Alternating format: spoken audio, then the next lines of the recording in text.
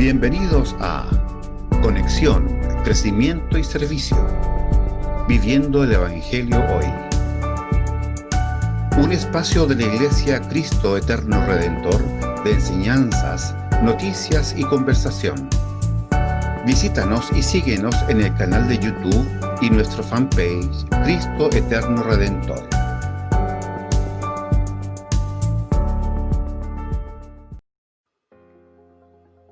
Amigos y amigas, buenos días.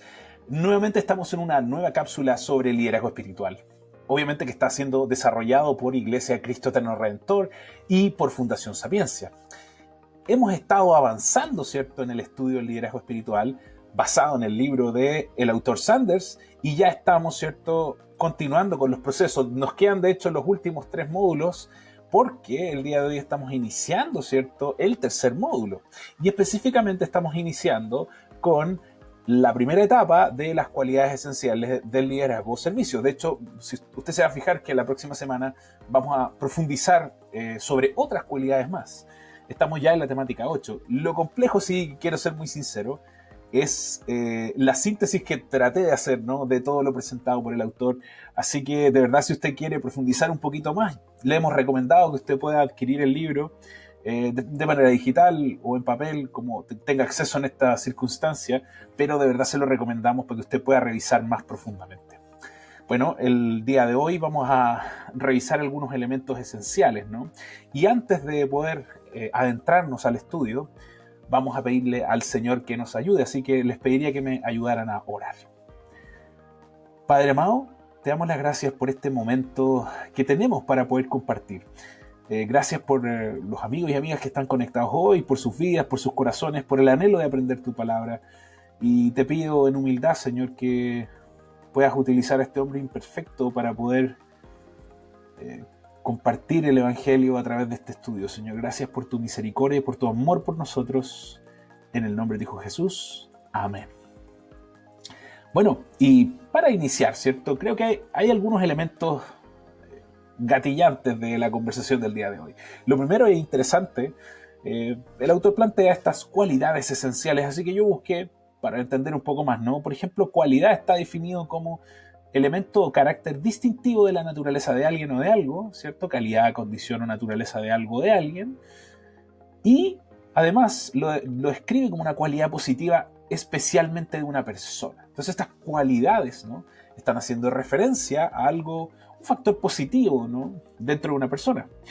Ahora, esencial ya se pone un poco más complejo, que dice perteneciente o relativo a la esencia sustancial, principal y notable.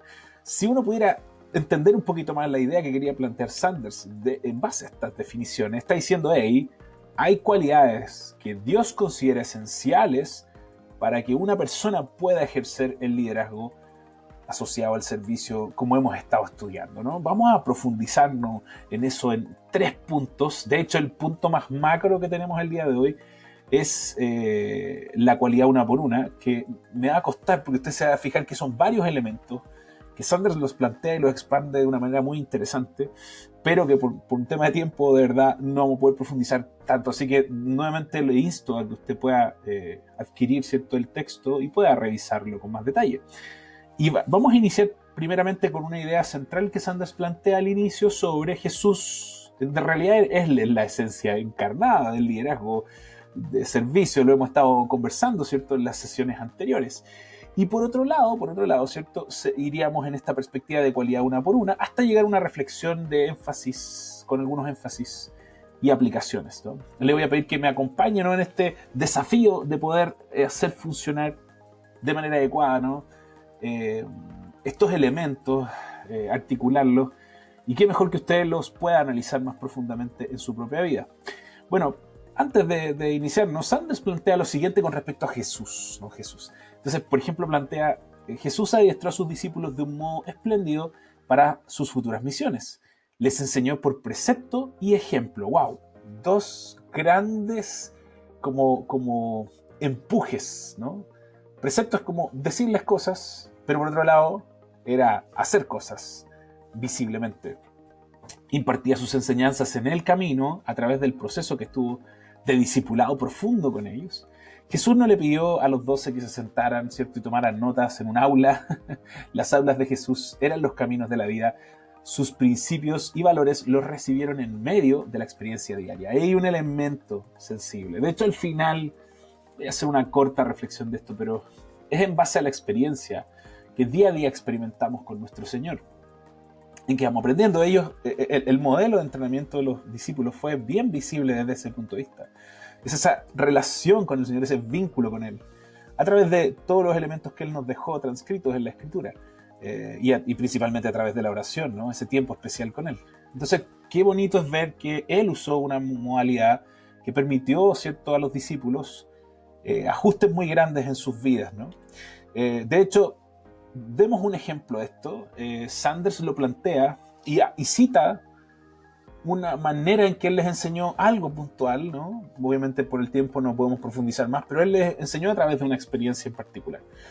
Sucedió un hecho y él lo utilizó para enseñar algunos elementos claves de su rol como discípulos de Cristo.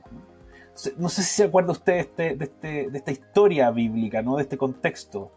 Entonces vamos a revisarlo rápidamente. Esto se encuentra para que usted después lo pueda leer más profundamente en Marcos 9.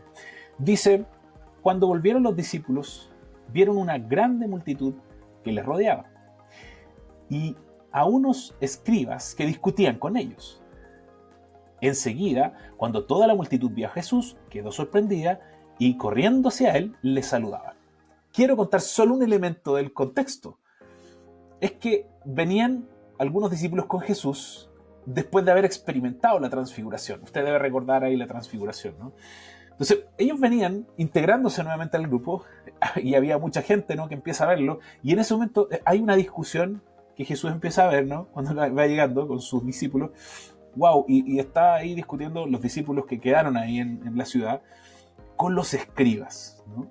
Y ahí, bueno, obviamente Jesús llega en el versículo 16 y él les pregunta, ¿qué discutís con ellos? Y uno de la multitud que estaba ahí presente, ¿no?, le respondió: Maestro, te traje a mi hijo que tiene un espíritu mudo, y siempre que se apodera de él, lo derriba y echa espumarajos, cruje los dientes y se va consumiendo. Y dije a tus discípulos que lo expulsaran, pero no pudieron. Entonces ahí hay un elemento de experiencia importante. Era una situación particular donde ellos tenían esta responsabilidad de ayudar a esta persona, y esta persona dice: no, en realidad no pudieron. Entonces se genera una discusión, ¿no? ¿Qué es lo que continúa en la historia, ¿no? Respondiéndole, Jesús dijo: oh generación incrédula, ¿hasta cuándo estaré con vosotros? ¿Hasta cuándo os tendré que soportar? Traédmelo. Revisé una nota de una Biblia Estudio, específicamente la de MacArthur, y claro, él menciona, ¿cierto?, y por los textos bíblicos asociados, ¿no?, por los relatos históricos asociados a esto, claro, y uno lo llega a ver en perspectiva. Jesús estaba molesto, claramente con su grupo de discípulos, claramente con la comunidad misma. De hecho, después lo explica, ¿no?, claramente con los escribas también, porque nuevamente estaban cuestionando algo. Y él dice: bueno, tráiganmelos. Y dice en el versículo 20, y se lo trajeron, y cuando el Espíritu vio a Jesús, ¡wow!, al instante sacudió con violencia al muchacho, y este, cayendo a tierra, se revolcaba echando espumarajos, como había contado su padre, ¿no? Jesús preguntó al padre: ¿cuánto tiempo hace que le sucede esto? Y él respondió: desde su niñez. O sea, esta es una situación muy terrible para esa familia. Y muchas veces lo ha echado en el fuego y también en el agua para destruirlo, imagínate. Pero si tú puedes hacer algo, ten misericordia de nosotros y ayúdanos. Y aquí Jesús vuelve a hacer una aclaración. Jesús le dijo: ¿cómo si tú puedes? Todas las cosas son posibles para el que cree. Al instante el padre del muchacho gritó y dijo: creo, ayúdame en mi incredulidad. Otro momento, recuerden, los discípulos estaban ahí mirando esto. Primero, claramente los zamarreó, los reprendió, ¿no?, visiblemente. Y reprendió, ¿cierto?, a toda la comunidad en ese momento. Pero además en este momento viene y reprende a la persona, ¿no? Le aclara ahí un punto. Creo. O sea, cree. ¿Cómo es eso? ¿Cómo me estás preguntando eso, no? Interesante lo que pasa ahí. Y miren lo que pasa después en el contexto histórico. Dice, cuando Jesús vio que se agolpaba la multitud, reprendió el espíritu inmundo. Porque esto generó, imagínense, toda la situación. En ese momento llega esta persona con ese joven, no logran los discípulos que estaban ahí atenderlo de manera adecuada, ¿cierto? Llega Jesús frente a esta discusión, empieza a conversar con todos, empieza a golpear a la gente. Entonces ahí él viene, reprendió al espíritu inmundo, diciéndole, espíritu mudo y sordo, yo te ordeno, sal de él y no vuelvas a entrar a él. ¡Wow! Aquí que se ve el poder que Jesucristo tenía y sigue teniendo, obviamente, pero en ese momento mostró su poder. Y dice, y después de gritar y de sacudirlo con terribles convulsiones, salió, y el muchacho quedó como muerto. Tanto que la mayoría de ellos decían, está muerto. O sea, vean ahí la imagen, después de toda esta circunstancia, discusión, llega Jesús, pum, soluciona el problema y todos quedan, wow, ¿qué pasó acá? El joven se murió.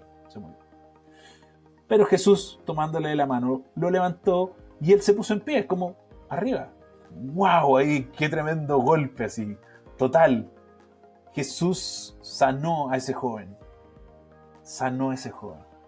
Y aquí viene el momento donde él usa esto para enseñar, para entrenar a sus discípulos, para utilizar la experiencia. Miren lo que dice. Cuando entró Jesús en casa, sus discípulos le preguntaban en privado, ¿por qué nosotros no pudimos echarlo fuera?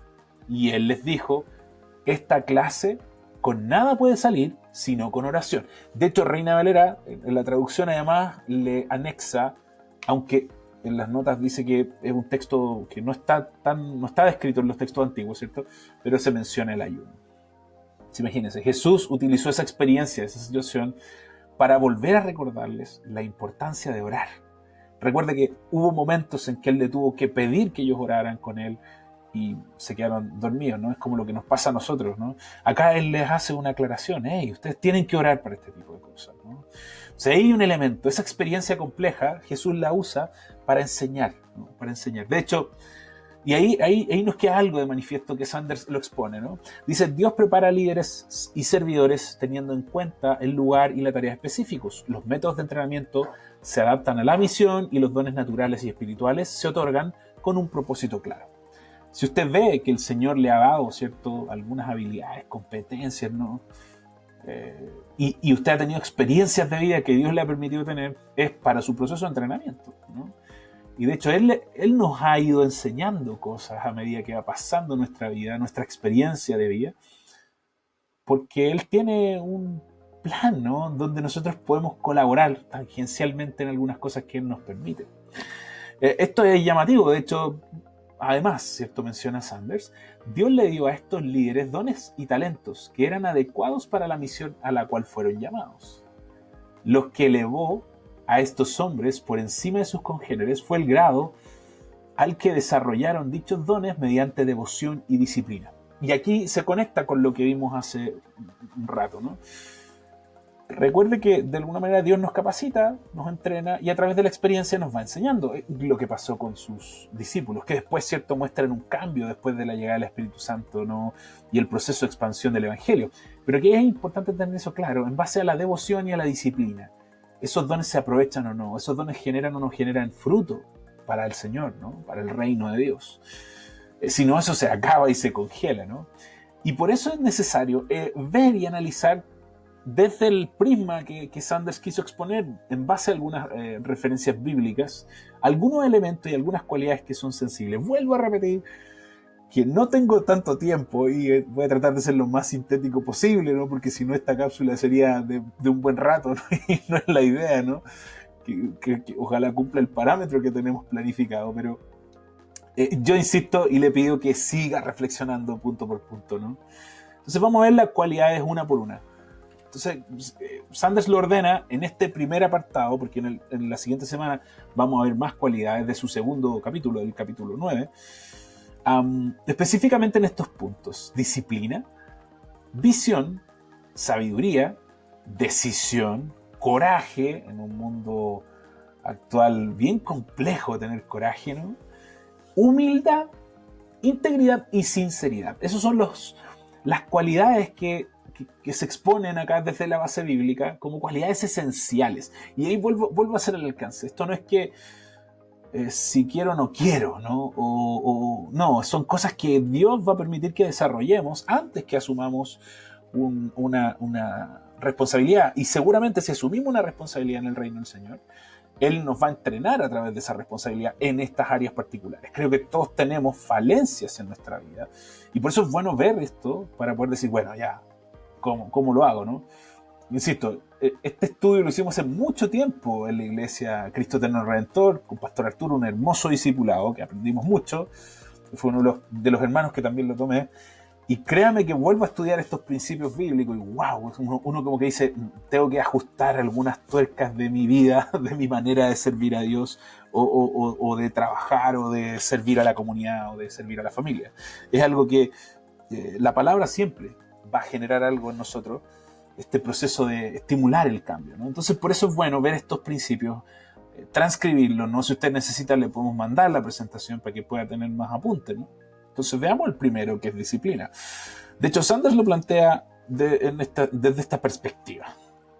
Sin esta cualidad indispensable, o sea, la disciplina es una cualidad indispensable para todos los que hacemos cualquier cosa en esta vida, ¿no? Pero en especial en el liderazgo y en el servicio espiritual. Dice, todos los demás dones quedan pequeños, no pueden crecer. Sin disciplina, sin estructura, sin orden, no, esta cosa no va a funcionar. Por lo tanto, la disciplina aparece primero en nuestra lista, dice. Antes que podamos conquistar el mundo, debemos conquistar el ego. Un líder es una persona que ha aprendido a obedecer una disciplina impuesta desde afuera y que luego ha adoptado una disciplina más rigurosa desde dentro. Wow, en un mundo donde la disciplina es mal mirada, ¿no? El orden es como, wow, ¿qué te pasa? Tienes que relajarte, ¿cómo se te ocurre? Se plantea esta perspectiva bíblica, ¿no? Bíblica de la disciplina. De hecho, menciona además, dice, los que se rebelan contra la autoridad y desdeñan la autodisciplina, que rehuyen los rigores y se alejan de los sacrificios, no califican para el liderazgo. Y muchos que abandonan el ministerio tienen suficientes dones, habilidades, no sé, carácter, pero tienen muchos aspectos importantes de la vida que flotan libres del control del Espíritu Santo. Y ahí hay un elemento importante. Nuestra disciplina, ¿cierto?, está relacionada con lo que la palabra dice, es un elemento sensible, y además con todos los otros elementos disciplinarios básicos. O sea, a mí me marcó mucho el mensaje, ¿no? No califican para el liderazgo. De hecho, muchas veces generamos problemas por ser indisciplinados. Si servimos en un área de la iglesia o somos responsables de un proceso en una institución o queremos ayudar en la comunidad, ¿cierto? La disciplina definitivamente nos califica como personas competentes o no para hacer la tarea, ¿no? Y nos va a ayudar muchísimo. De hecho, Sanders lo planteó aún más fuerte, ¿no? Me gusta mucho el escrito, ¿no? Porque se escapa de esta cosa rara que pusieron ahora de procrastinar, ¿no? Que suena como tan cool. De hecho, a los jóvenes le están enseñando que es cool procrastinar. Y que eso al final es ser desordenado, ser desorganizado, incluso ser haragán, ¿no? Como aquí lo expone. Y Sanders dice, bueno, la persona que es haragana y desorganizada nunca se muestra capaz de enfrentar el verdadero liderazgo en todas las áreas, ¿no? No solo en el área del servicio a Dios, ¿no? Muchos que aspiran al liderazgo fracasan porque nunca han aprendido a seguir. Y ahí hay un elemento.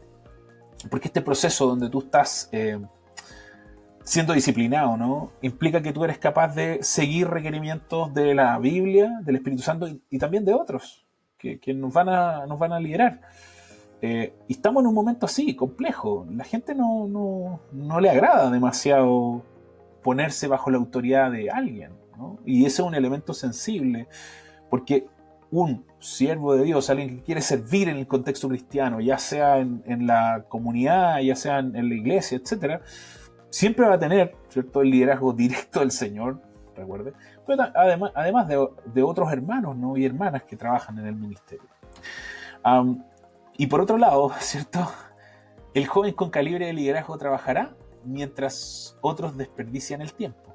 Estudiará mientras los otros dormitan, orará mientras los otros sueñan despiertos. Esta frase creo que aclara el punto central de la disciplina desde la perspectiva de la cualidad básica de quien sirve. De hecho, esto discrimina, ¿no? Discrimina a grupos de personas. Claramente, si uno lo compara con el contexto no cristiano, es fácil porque en realidad no hay un interés por orar, no hay un interés por estudiar la palabra, no hay un interés por servir a Dios, ¿no? Porque es clara, no es la cosmovisión, no es el interés, no conocen al Señor aún. Pero en el caso del contexto cristiano, este es un desafío importante para autoanalizar nuestro corazón, ¿no? ¿De verdad estamos haciendo lo que tenemos que hacer? Con la perspectiva clara, orando, ¿cierto? En vez de soñar cosas raras y hacer planes raros, ¿no? Estamos, ahí dice Dormitan, relajados y todo, no estamos cumpliendo con nuestro tiempo de estudio. Estamos Facebook, Netflix, otras cosas, ¿no? Que en sí mismas, ¿no? Queman tiempo. El mal de quemar tiempo no es solo un mal del cristiano actual, es de toda la comunidad. Mucha gente está teniendo crisis familiar, no en el contexto cristiano, en el contexto de familias no cristianas, ¿no? Principalmente por el manejo del tiempo, por cómo se está quemando el tiempo. Es un momento en la historia de la humanidad donde el tiempo se pierde. No es un tema de demanda, de cantidad de cosas que se hacen, ¿no? Mucho del tiempo se quema en Facebook. Nosotros hicimos, dentro del centro de investigación que dirijo, hicimos una vez un estudio donde con unos amigos de Centroamérica medimos el tiempo de uso del dispositivo. En ese momento las dos aplicaciones más utilizadas, ¿no? Donde en promedio un grupo de jóvenes universitarios y de enseñanza media, ¿no? Gastaba 2.5 horas en el uso del celular, porque fue el único sistema que controlamos a través de un software, en dos aplicaciones principales, Facebook y WhatsApp. Dos aplicaciones que nos sirven para estudiar, de hecho queman tiempo. Entonces imagínense, una persona que tiene que cumplir con ciertos requerimientos estudiantiles, familiares, etcétera, y quema 2 horas diarias, o sea, no te da el tiempo, no te da. Y aquí hay un elemento importante, la disciplina ayuda a administrar efectivamente el tiempo también. Dice, bajo lo que plantea Sanders, por ejemplo, los hábitos perezosos deben vencerse desde el punto de vista de la disciplina, ya sea el modo de pensar, de obrar, de vestir. El líder emergente se alimenta correctamente, se para derecho, ¿no? Se prepara para hacer una buena guerra, una buena lucha, ¿no? Sin renunciar emprende la desagradable tarea que otros evitan o el deber oculto que otros esquivan porque no produce un aplauso público. A medida que el espíritu llena su vida, y ese es un punto sensible, aprende a no evadir las situaciones difíciles o alejarse de personas impacientes. Con mucha bondad y coraje administra reprensión cuando sea necesario. Ejercita la disciplina necesaria cuando los intereses del Señor lo demanden. No obrará con dilación, demora, retraso o procrastinación, sino que preferirá abocar las tareas más difíciles primero. O sea, ¡pum! ¡Qué mensaje directo! Aquí no hay doble tanda. Disciplina es disciplina y hay que desarrollarla. De hecho, se expone la frase de Barclay Buxton de Japón, que me llamó mucho la atención, pues son temas que actualmente, en algunos casos, están en controversia en la iglesia. Y él menciona que, de hecho, él instaba, él promovía mucho en los creyentes en general, no solo en quienes servían, que vivieran vidas disciplinadas, no importaba si trabajaban en el comercio, o sea, en la vida secular, o en la obra evangelística. Y quiero hacer un alcance. Cuando nosotros trabajamos, independientemente de que no trabajemos en la iglesia, estamos trabajando para el Señor, ya sea en cualquier área, no es uno, y quiero arreglar ese concepto. No es una cosa como lo secular y lo cristiano, no. Dios es el Señor de todo el tiempo. Nosotros cuando estamos trabajando en cualquier área, lo que estamos haciendo es glorificarle a Él a través de nuestro trabajo. Entonces, si lo hacemos con elementos disciplinados, ¿cierto? Va a ser de bendición, ¿no? Entonces, por eso él planteaba todo, o sea, en el trabajo y en la obra evangelística. Y él menciona, esto incluía, y ahí lo ordena, estudio bíblico, oración, diezmar, imagínate, ser ordenado con el diezmo, algo que cuesta en algunos momentos de la vida. De hecho, Dios prueba nuestros corazones con eso, si es que amamos o no las riquezas, ¿no? El uso del tiempo, muy trascendental, sobre todo en este tiempo que mencionábamos, de quemar el tiempo. O sea, haga el ejercicio en su familia, instale las aplicaciones que hay, les podemos compartir después, y vea cuánto tiempo está pinchando el celular. Esos 2 minutitos 3 minutitos, 5 minutitos de Facebook, del YouTube, del Instagram, terminan generando una unidad de tiempo impresionante en un día solamente. Si tú multiplicas, no sé, en el caso de estos jóvenes, 2.5 horas, imagínate todo el tiempo que tú quemas. Porque, seamos sinceros, ¿qué tanto te va a aportar en una aplicación Facebook? ¿Qué está pasando en el mundo? Ni siquiera son noticias, ¿no? Son cosas que pinchamos en un par de segundos. Bueno, eso quema tiempo. Haga el ejercicio de controlar cuánto tiempo está gastando en eso. También cuidar la salud, decía él, alimentarse adecuadamente, dormir, hacer ejercicio. Incluía el rigor de la comunión disciplinada con los hermanos, compartir con los otros cristianos.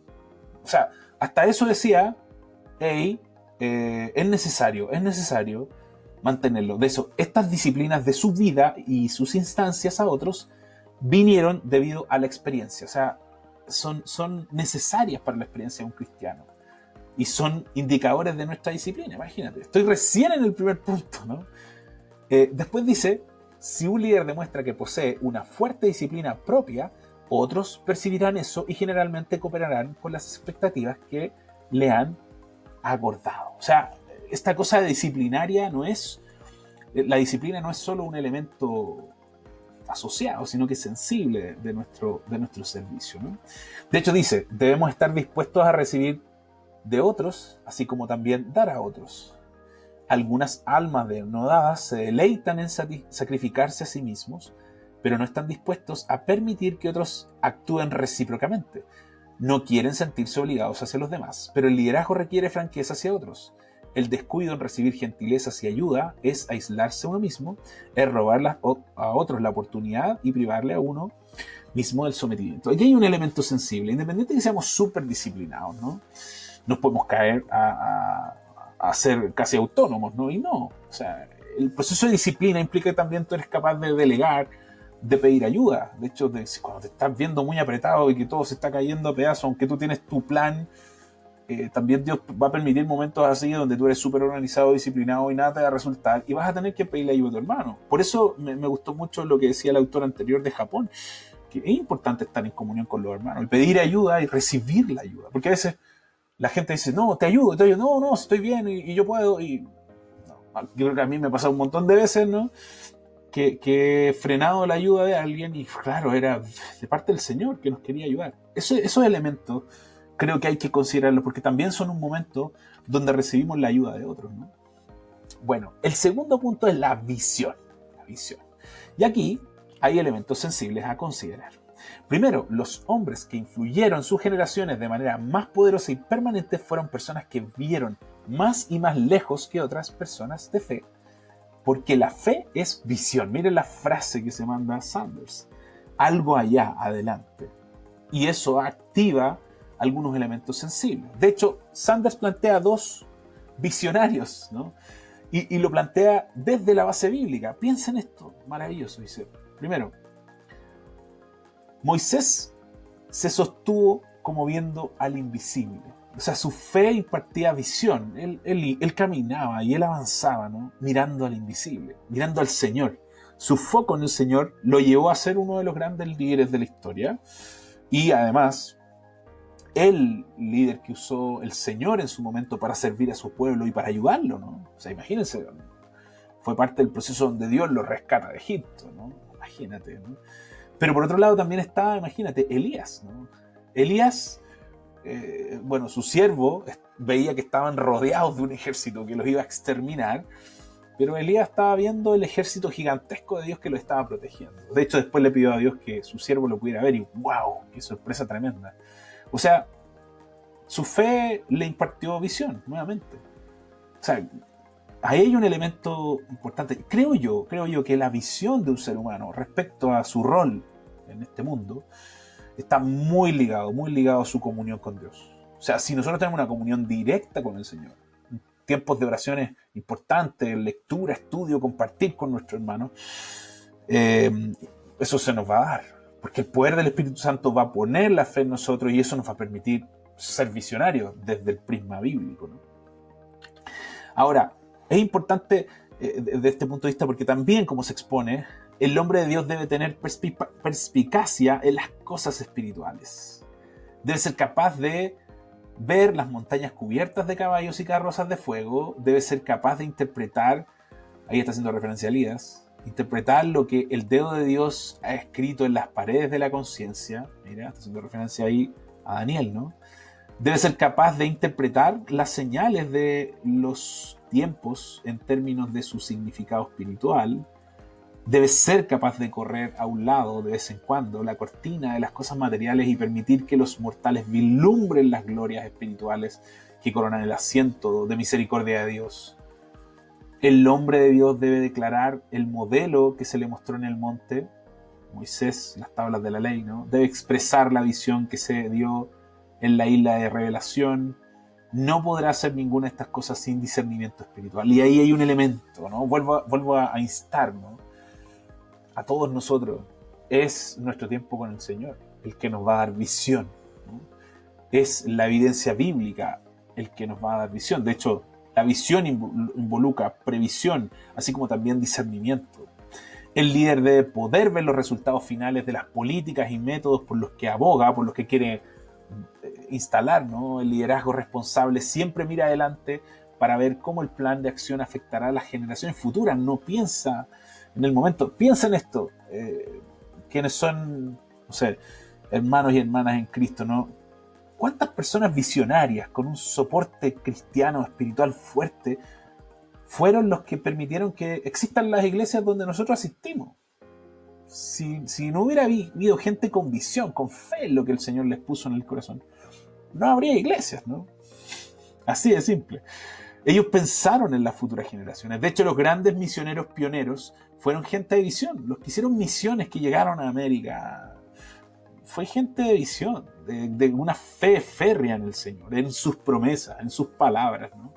Eso, qué bonito, cómo mueve nuestro corazón. De hecho, los ojos que miran son comunes, los ojos que ven son raros.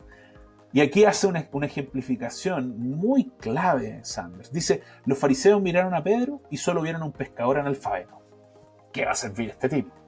Jesús vio a Pedro como profeta y predicador, un santo y líder que ayudó a transformar el mundo.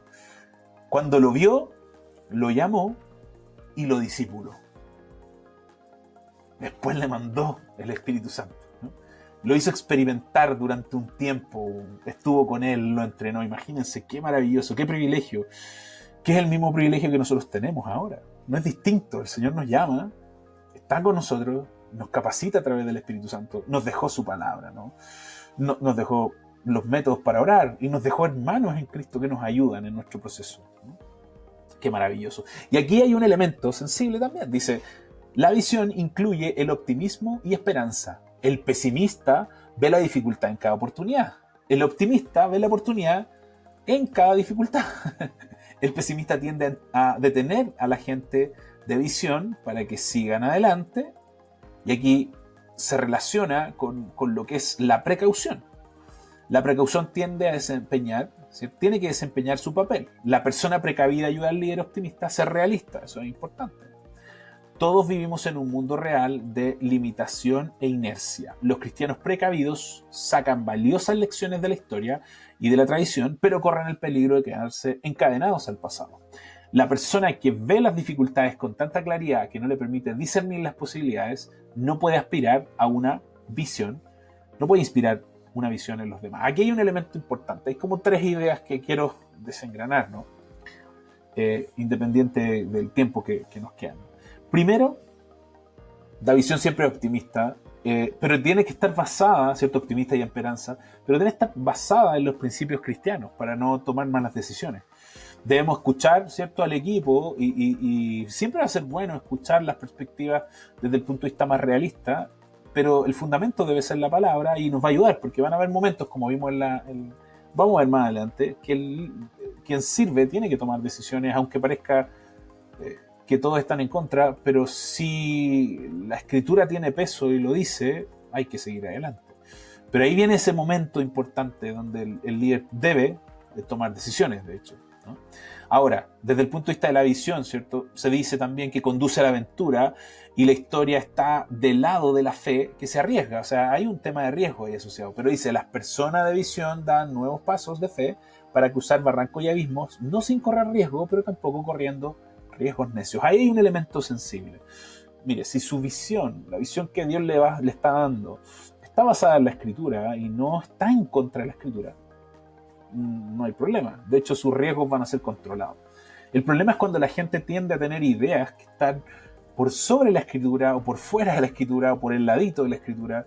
Ahí se corren demasiados riesgos. O sea, toda visión que vaya en contra de la Escritura, que esté por fuera, por el costado, por un ladito, no es una visión de parte de Dios, ¿no? Hay un elemento de filtro importante. De hecho, cristianos maduros siempre nos van a aclarar cuando nosotros tengamos una idea, una gran visión que queremos compartir, y nos van a echar tierra si está fuera de ese contexto, de ese gran marco, ¿no? Si está dentro de ese marco, el Señor lo va a sustentar. Pero ahí está el problema. Muchas veces los visionarios son personas que no están teniendo una comunión directa con el Señor, y por eso tenemos complejidades ahí en el liderazgo. Además, dice, los líderes aprenden del pasado, pero nunca sacrifican el futuro por amor a la continuidad. Los individuos de visión toman decisiones en base al futuro. Las historias del pasado no pueden escribirse de nuevo. Y ahí hay un elemento. O sea, hay decisiones que tenemos que tomar como iglesia. Imagínense ahora, con respecto a la pandemia. No, los cultos virtuales no van a servir. Ese puede haber sido un paradigma antiguo. Ahora sirven. Entonces, ¿qué tiene que hacer un líder? Tomar decisiones y avanzar, ¿no? Y vamos verificando y ajustando lo necesario. Pero imagínense, hasta hace poco la concepción de iglesia no estaba dada por una iglesia online, y en este momento hemos tenido que pasarnos a ese sistema, ¿no? Son elementos que los líderes visionarios manejan, ¿no?, de manera más efectiva y eficiente. Vámonos al siguiente punto. Imagínense, nos queda muy poquito tiempo, voy a ser lo más sintético posible, pero llega un momento importante que es la sabiduría. En el punto de la sabiduría, aquí Webster lo escribe muy bien. Dice, la sabiduría es la facultad de hacer uso del conocimiento, una combinación de discernimiento, juicio, sagacidad y aptitudes similares. Pero aquí termina golpeando, ¿no? Golpeando muy bien. En la Escritura, el juicio correcto con respecto a la verdad espiritual y moral. Va a ser, en el caso de lo que estamos hablando, del liderazgo y servicio espiritual, en el contexto que sea, la Escritura como base, la Escritura como sustento. No va a ser una idea personal, ¿no?, algo que leímos, algo que estudiamos, no. De hecho, si el conocimiento es la acumulación de hechos y la inteligencia el desarrollo de la razón, la sabiduría es el discernimiento celestial. Es perspicacia, ingenio, entendimiento, es extremo, ¿no?, que penetra hasta el corazón de las cosas. Podemos analizar las cosas. La sabiduría involucra el conocer a Dios y la sutileza del corazón humano. Estas dos variables importantes. Más que conocimiento, es la aplicación correcta del conocimiento en asuntos morales y espirituales, al manejar dilemas, al negociar relaciones complejas. Al final, la sabiduría viene de la Escritura, para quienes tenemos esta cosmovisión, ¿sí? La palabra profética más segura, lo hemos mencionado anteriormente. Entonces, de ahí va a venir la sabiduría. De hecho, la sabiduría otorga equilibrio al líder y le ayuda a evitar la excentricidad y extravagancia, así como el estilo, el no, yo puedo, no te preocupes. No. Si el conocimiento viene por el estudio, la sabiduría viene cuando somos llenos del Espíritu Santo. Y aquí hay un golpe importante. La sabiduría no viene solo de nuestra capacidad de académica. Viene del Espíritu Santo. Ser llenos del Espíritu Santo. Entonces el líder puede aplicar correctamente lo que sabe. Ahora, tenemos que estudiar las Escrituras para eso. Es un elemento sensible. Pero podemos llenarnos de la Escritura, y si el Espíritu Santo no nos ayuda, no va a pasar nada. Entonces, por eso es importante tener esta comunión tan fuerte con el Señor cuando estamos sirviendo, ¿no? Y aquí hay algunas demostraciones. Por ejemplo, en el caso de Hechos 6, se muestra un caso específico donde se necesitaba gente para que sirviera las mesas y atender a las personas, específicamente a los viudos, a los huérfanos, a las personas de la iglesia, en ese contexto, para que los discípulos se pudieran dedicar a estudiar la Biblia y a enseñar la Escritura. Ellos estudiaban, ¿cierto? Recuerden que estaban los textos del Antiguo Testamento, algunos de ellos, y obviamente replicaban las enseñanzas que habían escuchado de Jesús. Entonces necesitaban tiempo para preparar eso, para orar, para poder exponer, para poder proclamar el Evangelio. Entonces mira la definición. Para esta gente que iba a servir las mesas, dice, entonces los 12 convocaron a toda la congregación de los discípulos y dijeron, no es conveniente que nosotros descuidemos la palabra de Dios para servir las mesas. Eso es lo que estaban diciendo. Entonces, alguien que sirve las mesas tiene, por ejemplo, este requisito, imagínate. Por tanto, hermanos, escoged de entre vosotros 7 hombres de buena reputación. Ahí hace referencia a lo que estudiamos de Tito, de Timoteo, etc. Y de Pedro, ¿no? La semana anterior. Y dice, llenos del Espíritu Santo y de sabiduría, wow, a quienes podamos encargar esta tarea. O sea, gente súper clara en la Escritura, visiblemente llenos del Espíritu, o sea, para servir las mesas, ¿no? Imagínense. Y en Colosenses 1, 9 al 12 dice Pablo, ¿no? Les menciona, por esta razón también nosotros, día a día, que lo supimos, no hemos cesado de orar por vosotros y de rogar que seáis llenos del conocimiento de su voluntad en toda sabiduría y comprensión espiritual. Después dice, para que andéis dignos, para que andéis como es digno del Señor, agradándole en todo, dando fruto en toda buena obra y crecimiento en el conocimiento de Dios, fortalecidos con todo poder según la potencia de su gloria para obtener toda perseverancia y paciencia con gozo, dando gracias al Padre que nos ha capacitado para compartir la herencia de los santos en luz. O sea, Pablo estaba orando, les manda esta carta a los colosenses diciendo, estoy orando para que ustedes sean llenos del conocimiento de su voluntad en toda sabiduría, mira qué bonito, con comprensión espiritual, qué lindo. O sea, él estaba orando para que el Espíritu Santo estuviera activo en sus corazones y ellos pudieran cumplir con sus roles, ¿no? Entonces, desde ese punto de vista, ¿cierto? La sabiduría espiritual sería cuando un hombre, que esta es una frase de Hoste, cuando un hombre en virtud de un cargo oficial exige obediencia de otro sin tener en cuenta la razón y conciencia de este último, este es el espíritu de la tiranía. En el servicio espiritual esto es incompatible. Cada vez que había un líder tirano en el contexto cristiano, genera un impacto nocivo altísimo, ¿no? Cuando, por otra parte, mediante el ejercicio de la discreción y compasión por la oración, ¿mira? Poder espiritual y sana sabiduría de la palabra, ¿no? Uno puede influir e iluminar a otro de forma que a través del medio de su propia razón y conciencia sea guiado a alterar un curso o adoptar otro. Eso es liderazgo, servicio espiritual. O sea, aquí hay, insisto, por eso es importante entender, esta es una cualidad esencial. Alguien que tiene problemas con querer mandar a otros no va a hacer nada positivo, de hecho va a hacer más daño a sí mismo y a otros. Porque lo que de verdad se necesita es gente que tenga una sabiduría espiritual basada en su vínculo con el Señor, ¿no? Ahí la variable es clave, ¿no? Ok, sigamos. Como les digo, el tiempo es corto, pero vamos a lograr este desafío.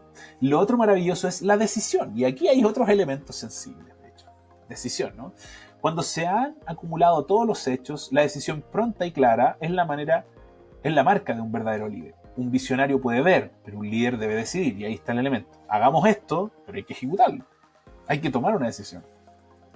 Una persona impulsiva podrá con prontitud declarar una preferencia, pero un líder debe ponderar la evidencia y tomar una decisión sobre premisas sanas. Por ejemplo, pedir consejo.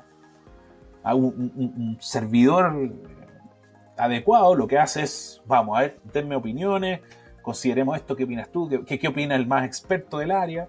Y claramente eso más el discernimiento espiritual, de orar, ¿cierto? Pedirle al Señor nos va a llevar a una mejor decisión. Una vez que esté seguro de la voluntad de Dios, y ahí está el elemento clave, el líder espiritual se pondrá en acción de un salto sin tener en cuenta las consecuencias.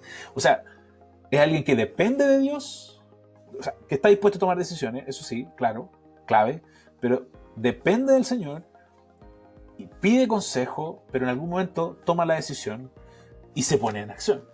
Eso es súper trascendental. De hecho, Sanders expresa nuevamente una idea, dice, cuando persigue un objetivo el líder, siervo, nunca mira atrás ni calcula estrategias de escape por si los planes se malogran. Y un verdadero líder tampoco culpa el fracaso de sus subordinados. Hay dos elementos bonitos. O sea, es como cuando ya, por eso, el líder primero confirma su decisión con el Señor y con su grupo, ¿cierto?, de consulta con otras personas, otros cristianos maduros que van a dar opiniones, ¿no? aunque no sean las opiniones que el servidor quiere escuchar. A lo mejor va a escuchar opiniones contrapuestas, pero eso le va a servir para tomar una mejor decisión, ¿no? Y por otro lado, sigue adelante. Ahora, si el tema fracasa, no va a echarle la culpa al resto. No va a decir, no. Él va a asumir, ¿cierto? Y él va a buscar los ajustes necesarios, pero no va a culpar al otro. Y eso es algo totalmente distinto a lo que pasa con el liderazgo convencional, ¿no? Es otro modelo. De hecho, en la Escritura se muestran servidores de Dios que tomaron decisiones concretas y bien prácticas y de una manera bien lógica, ¿no? Primero, por ejemplo, Abraham mostró una rápida y clara resolución durante la crisis para ir a rescatar a Lot. Usted puede ver Génesis 14. ¡Pum! Acción. Moisés mismo se hizo líder de Israel cuando abandonó el poder y privilegios de Egipto y se identificó con los esclavos hebreos y su sufrimiento. Su proceso fue usado, ¿cierto? De hecho, él fue usado por Dios para rescatar al pueblo. Eso aparece en Hebreos, ¿no? De hecho, Pablo, ante la pregunta, Señor, ¿qué quieres que yo haga?, sin titubear, que eso aparece en Hechos 9:6, Pablo actuó en base al nuevo conocimiento de la deidad de Cristo y se puso a exponer el Evangelio. De hecho, Sanders menciona que Hebreos 11, al final, es un estudio sobre visión y decisión. O sea, gente que vieron la visión, consideraron el costo, tomaron sus decisiones y se lanzaron a la acción. No se quedaron en que yo creo, yo pienso, debería ser así. Eso pasa mucho en el contexto actual, no solo en el contexto cristiano, sino que en otros contextos. Los problemas siguen existiendo porque no hay líderes que tomen decisiones y se pongan en acción. A veces esperan que otro lo haga.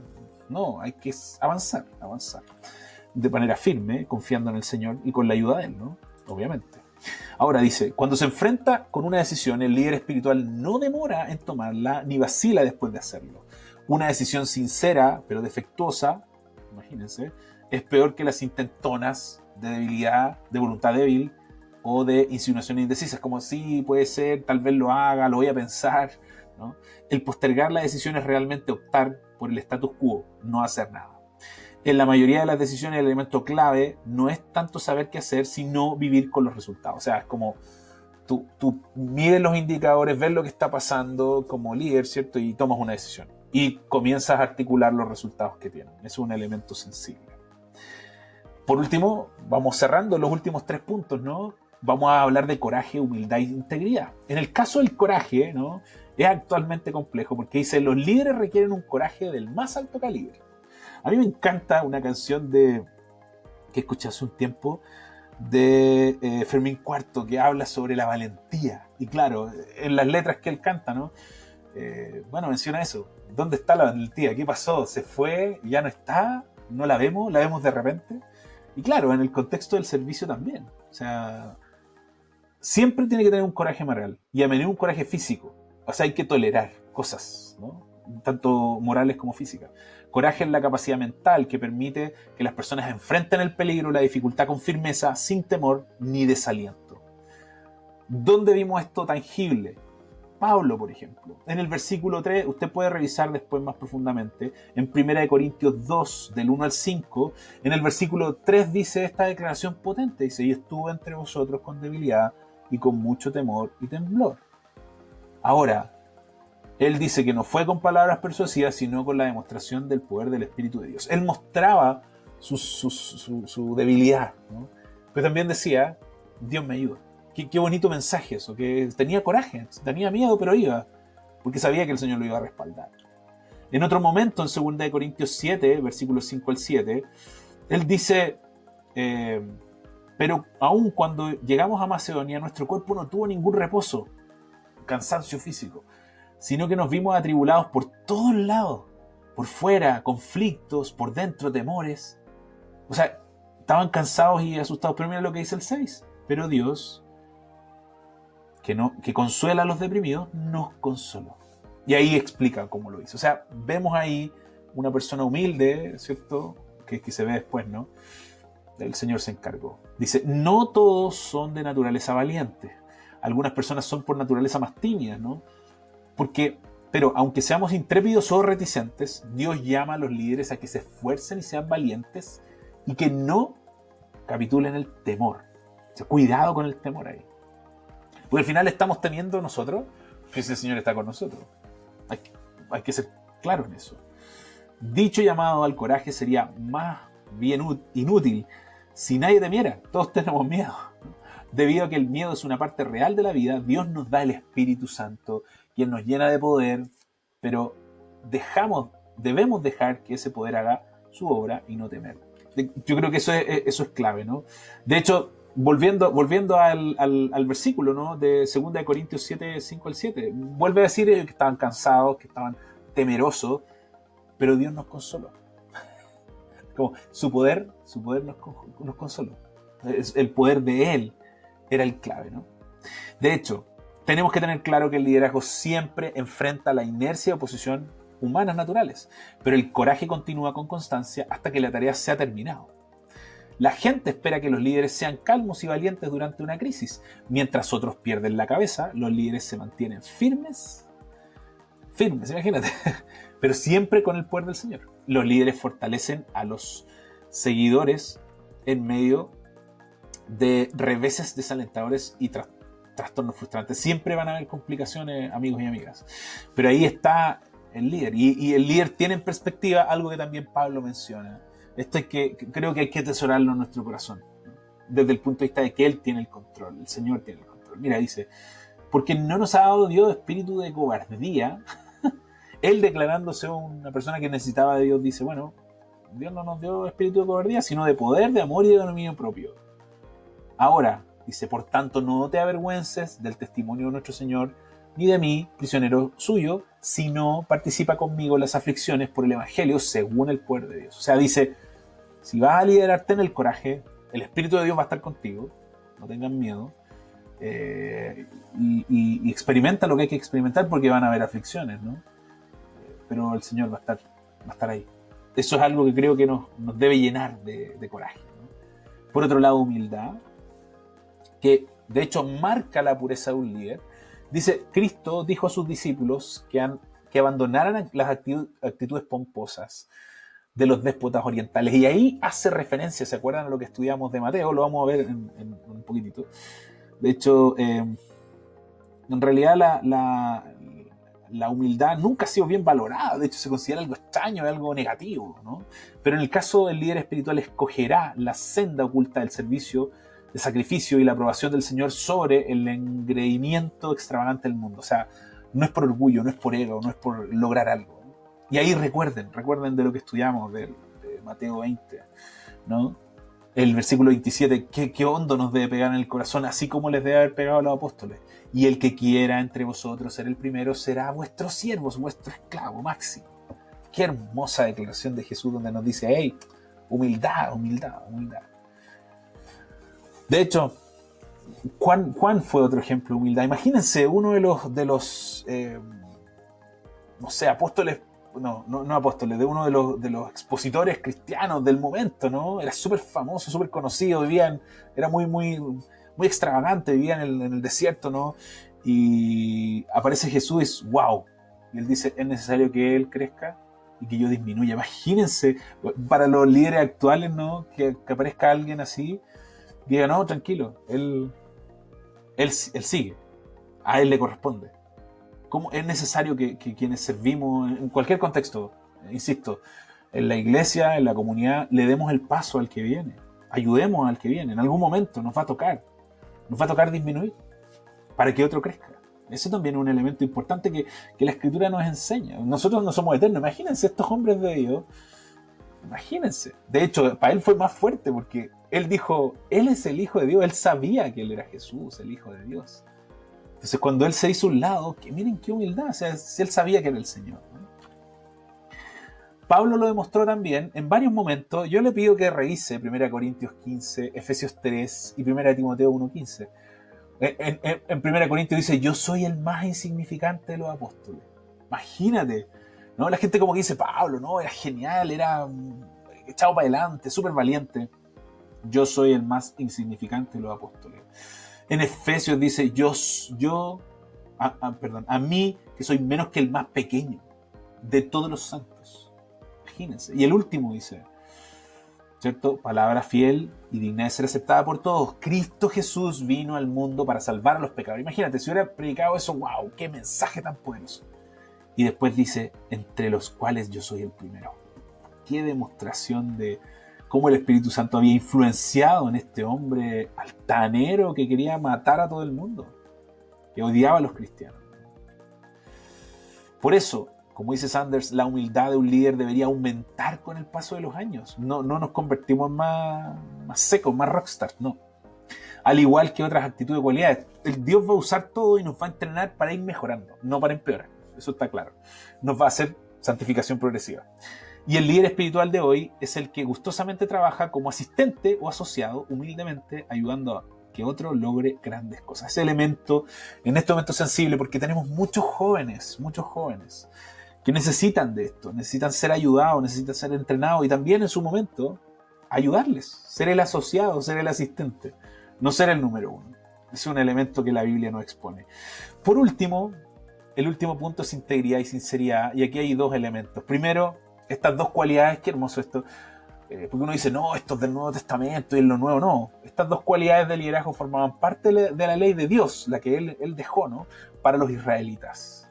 Dios quiere que sus siervos muestren un carácter transparente, franco e inocente de engaño. De hecho, aparece Deuteronomio 18, serás intachable delante del Señor tu Dios. ¡Wow! ¡Qué tremendo peso!, ¿no? Gracias que tenemos a Jesucristo, ¿no?, que Él nos ayuda en ese proceso, ¿no?, y nos salva y nos santifica y nos justifica, ¿no? De hecho, integridad se plantea como, imagínate, que, no sé, recto, probado, intachable, ¿no? Es como irreprensible lo que estudiamos hace un tiempo, ¿no?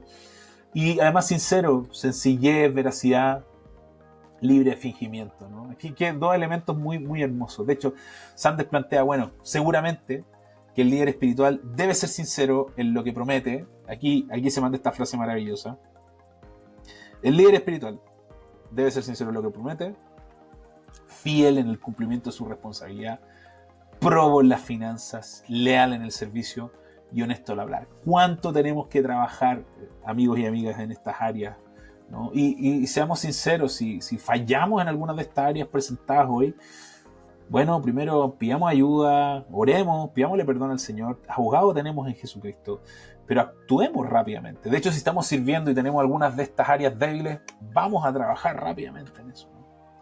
Por último, para cerrar la cápsula del día de hoy, quiero hacer solo una pequeña reflexión. Imagínense todos estos elementos. Yo tengo la impresión, como dice el autor también, todos estos elementos son vitales, ¿no? Vitales para movernos en la vida cotidiana, para tener una familia adecuada. Y obviamente son esenciales para el servicio espiritual. No deberíamos adentrarnos en el servicio espiritual sin considerar estos elementos. Y por último, ¿cierto?, como reflexión final, si Dios considera que debes servirle, y esto téngalo claro en su corazón, Él permitió y permitirá en tu vida las experiencias necesarias, como veíamos al inicio, para desarrollar estas cualidades, ¿no? Vuelvo a repetir, son cualidades esenciales. La Biblia las expone como esenciales, no optativas. Y ahí hay un elemento importante que debemos analizar en nuestros corazones. Si estamos sirviendo, ser muy autocríticos, ¿no?, y pedirle al Señor ayuda a nuestros hermanos cristianos piadosos en las áreas débiles. Y si queremos, ¿cierto?, anhelamos, ¿cierto?, servir, trabajar fuertemente en ellas, pidiéndole primero al Señor que su Espíritu Santo que está en nuestro corazón nos ayude para poder avanzar, ¿no? Seguramente eso nos va a permitir servir efectivamente en el contexto espiritual. ¿Les parece que oremos para terminar? Señor, te damos gracias por esta hermosa cápsula, Señor, que tú has permitido. Gracias por dejar en la Escritura estos mensajes claves para nosotros, estos elementos sensibles para nuestro corazón. Gracias por ayudarme a lograr sintetizar todos estos elementos de la Escritura y también de las palabras de Sanders, Señor. Y te pido que de verdad haga eco en nuestro corazón y se transforme en acciones concretas, Señor. Ayuda a cada hermano y hermana, amigo y amiga que está escuchando a dar un paso más firme a servirte, Señor. Gracias por tu misericordia, en el nombre de tu Hijo Jesús. Amén. Bueno, y para ir cerrando, ¿cierto?, recuerde que puede pedir más información a través del teléfono, nuestro fanpage, ¿cierto?, de Iglesia Cristo Eterno Redentor o Fundación Sapiencia, ¿no? Sobre todo si necesita oración, puede hacerlas llegar a través de estos medios. Y como cada semana, ¿cierto?, espero que haya sido de bendición. Cualquier cosa que usted necesite nos puede escribir o llamarnos. Y claro, espero que nos podamos ver en una próxima cápsula.